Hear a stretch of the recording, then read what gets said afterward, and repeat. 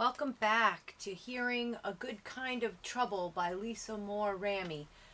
This video is going to cover pages 309 to 319, chapter 59, Something Smells, chapter 60, Dress Code and Disciplinary Action, chapter 61, Tangles, and chapter 62, Take a Stand. In these four chapters, you're going to see a very big shift in Shayla. She's really going to dig deep and be brave, and she's going to have a lot of realizations about a lot of things. So, let's get going. Chapter 59, Something Smells, page 309. I put my math book into my locker, and this time I shut it with a very satisfying slam before I see Principal Trask.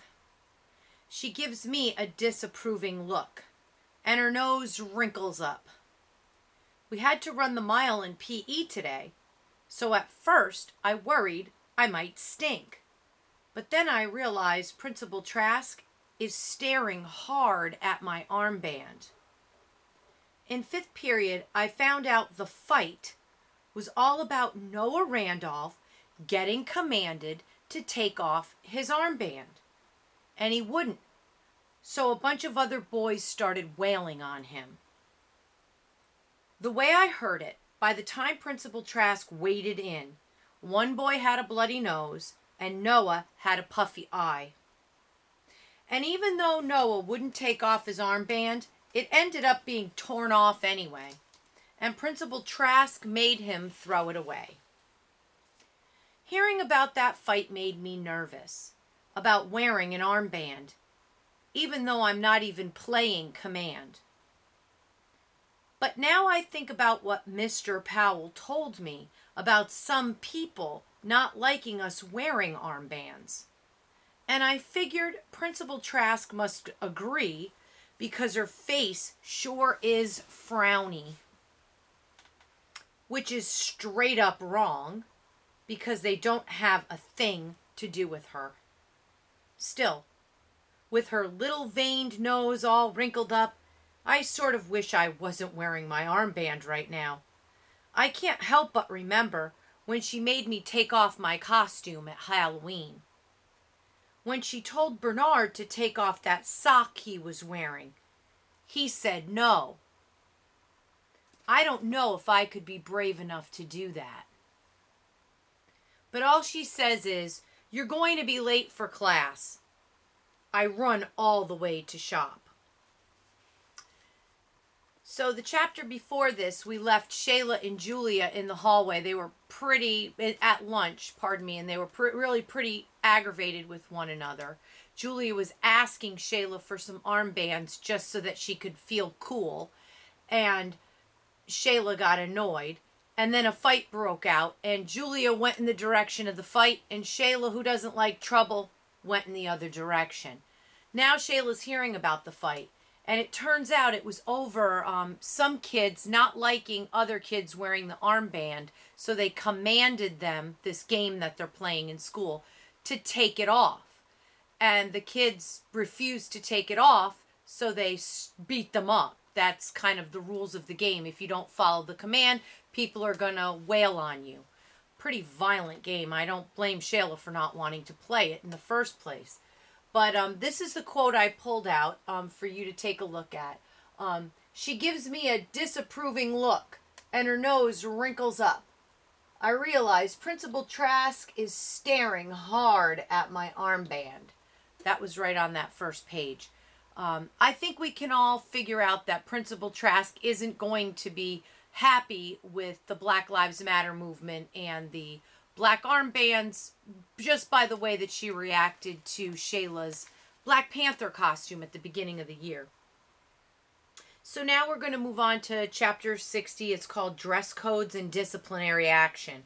That's on page 311. Principal Trask's voice booms out from the PA in shop. "Attention, students," her high-pitched voice says. "Please be informed that while we understand wanting to support people in the community. The wearing of armbands is against school policy dress code. All armbands need to be removed. Failure to do so will be met with disciplinary action. That means you're going to get into trouble. Definitely something Shayla doesn't like to be is in trouble. Here we go. I hear someone snicker in the back of class, and I turn real quick to see who it is, but I don't catch him or them.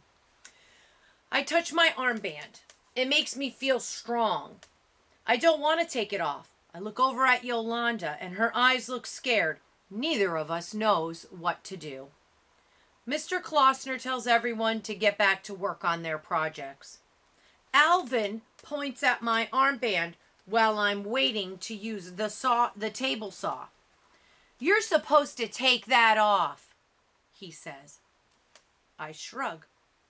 Take off that armband, Alvin says again. Make me, I say, and I shove my fists onto my hips. Alvin is about 5 inches shorter than me, and he's as scrawny as a chicken wing. He blinks a bunch of times and walks away. I guess he doesn't need to use the table saw after all. Just what sort of disciplinary action was Principal Trask talking about? So this is really cool. I mean, it doesn't sound like Alvin's a very big person or a very threatening looking person. But look at that. Shayla stands up. He tries to be like a hall monitor telling her to take off her black armband. And she says, make me.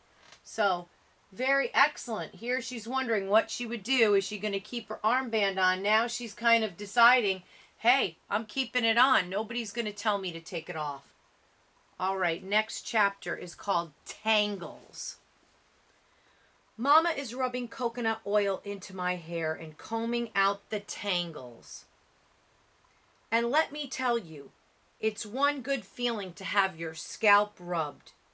Today I feel as tangled as my hair. I sure wish there was a way to comb through all of it. I didn't tell Mama about Principal Trask's announcement because I haven't decided what I'm going to do yet. I know I don't want to stop wearing my armband. Yeah, we figured that out in the last chapter, right? When Daddy walks into the room, there's been another shooting, he says, and Mama forgets to be gentle and she yanks my hair real hard. Ow, I say. For a second, maybe more than a second, I think he's saying Hannah has been shot, and for a second, maybe more than a second, I can't breathe. What happened? Mama asked. A black woman was selling incense in front of a store, Daddy said. He speaks real quiet and slow. Someone called the police, even though according to the store owner, there weren't any problems. And when the police got there, Daddy's voice breaks and he runs a hand over his head. Mama and I wait for him to find his way. He lets out a long, slow breath. The 2 officers shot her, he says. They've been talking about it on the news. Why did they shoot her? I ask. What was she doing wrong? Not a damn thing, Daddy says. Richard, Mama says. She doesn't let any of us swear, not even Daddy. Lord, Lord, is all Mama says. She rubs more oil into my hair. When is it going to stop? Daddy asks. But I don't think he's asking Mama or me the question. Is there a video? Mama asks. Daddy sucks his teeth. Like that's going to make a difference.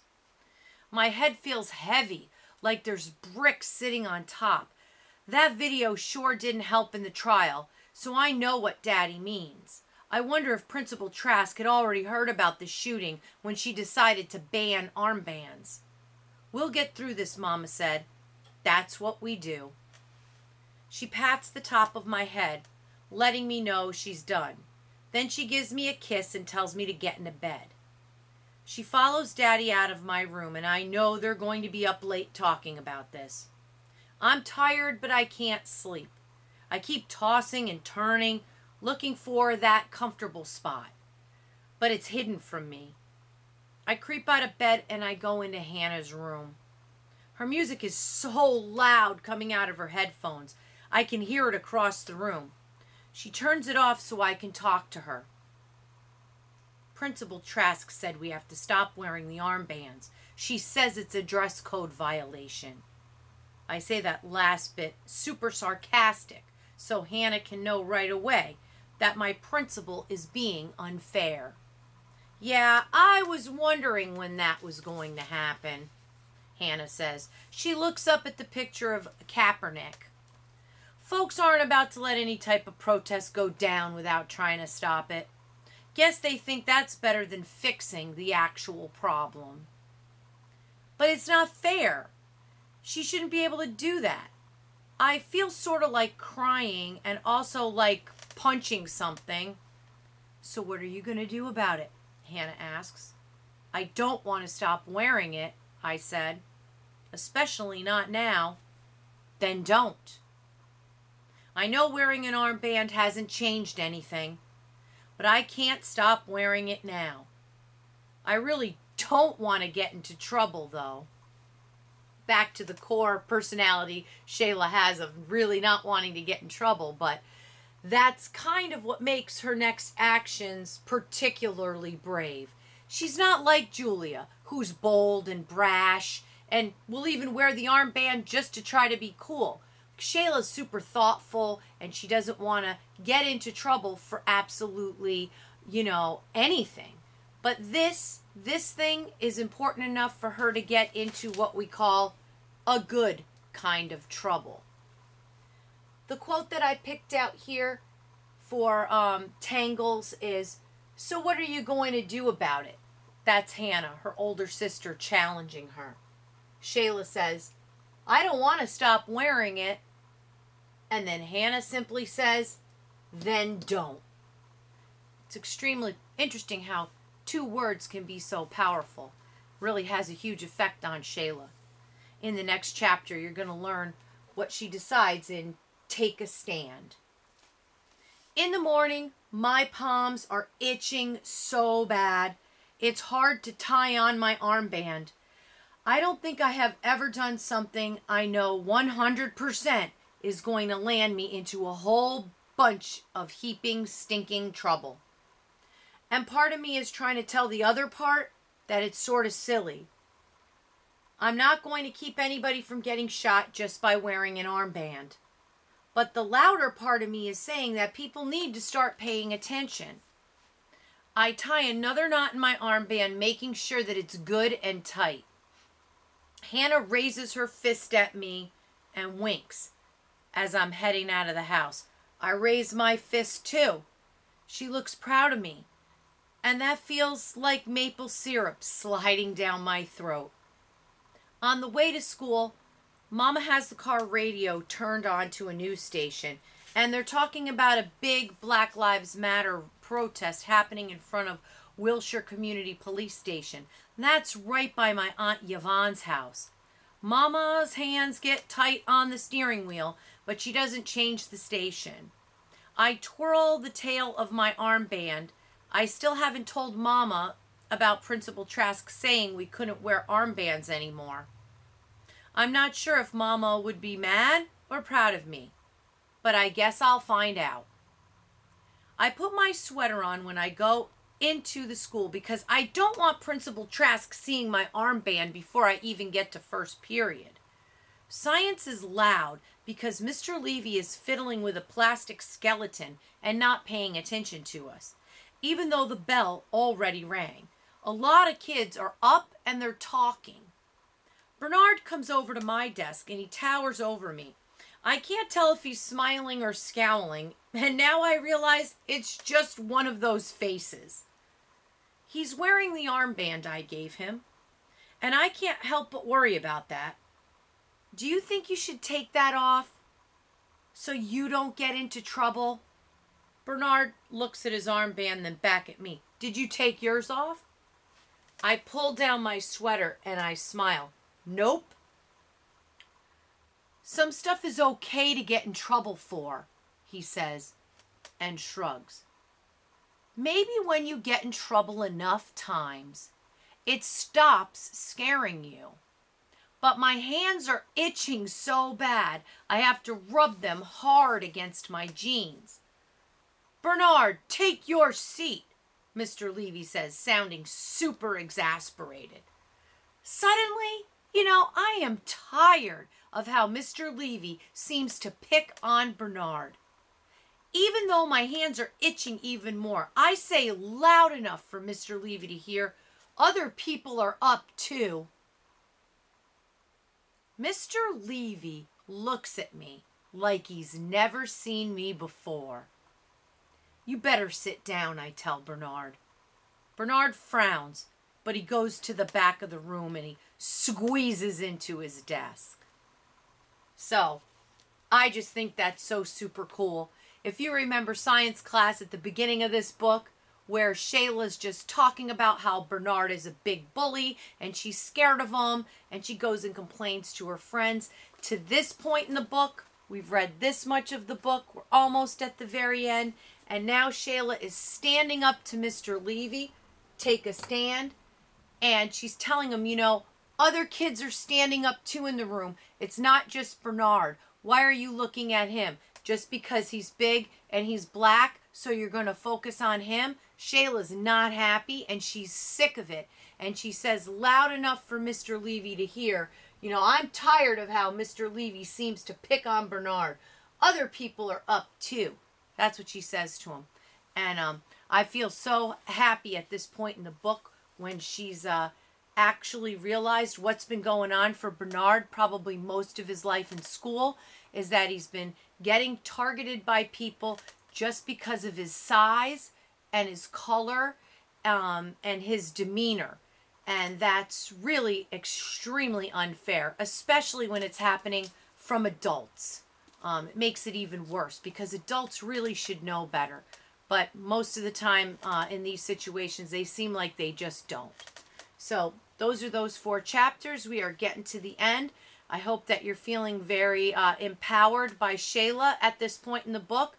For those of my friends that were feeling a little aggravated with her because of the way she was reacting to Isabella and being so jealous and only thinking about boys, well, now it looks like Shayla's mind is full of much more important things to worry about.